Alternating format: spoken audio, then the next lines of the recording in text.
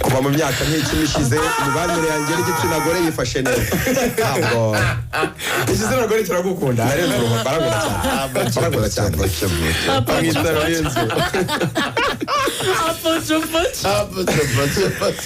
Okay.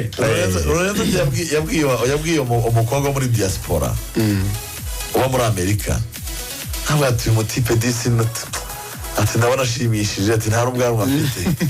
Noneho Lorenzo aramubwira ati ariko abakobwa audacity mwikura he yo kuva bari mwe beza gusa, abakobwa beza tubaho baratinyuka. Abakobwa bigize nkaho nyine ubwiza no kuri kuba beza gusa. Hari icyo bita aesthetic features. Hakumunye umuntu agaragara neza afite igikundiro nagaryo. Ndetse umukobwa ntiyemere kunde bakabona ko ndi mwiza kandi ubwiza bw'umugabo ni kopi wishaka kuba mwiza ku isura. Urwiza mero mwiza abaturage ni bisanzwe. Abagabo bemereye kuba beza bagusa neza like kugira igikundiro. Lorenzo Chris, reka tugwe no mwanya tugize special updates. Hanyuma rero ni byinshi byabaye muri weekend irimo ibintu byinshi kwizirana Rigoga na Rigani, harimo ibintu byinshi cyane nabikuye mu dossier agira muri 5. Dossier mbere y'amatora ya Ferwafa, of course kuva abatora mu bayobozi ba Ferwafa ntabwo turakora ikiganiro n'iki ngiki dukoze. Niyo mpamvu abanyarwanda bakwiye kumenya ko bidatunguranye nkuko byari byarahanuwe kuva kera. Bwana Alphonse Munyentwari yatorewe kuyobora Federation y'umupira w'amaguru mu Rwanda.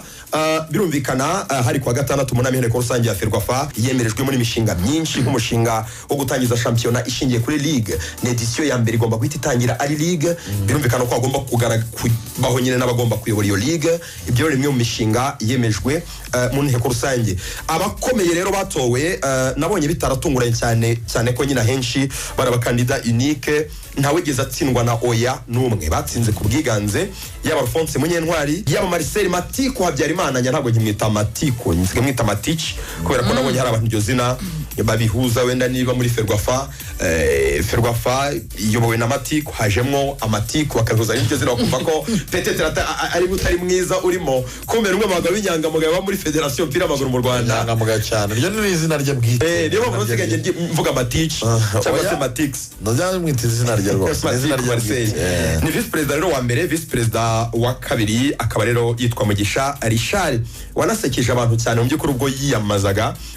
Abenshi baribonye ubwo yatangazaga kandidatire ye. Noneho hari abantu bose abanyamakuru bavuga ati abantu batamfata nkaho ntazi umupira ndawuzi cyane ndawukunda kandi numwe mu bawuzi. Avuga imishinga yakoze muri migration.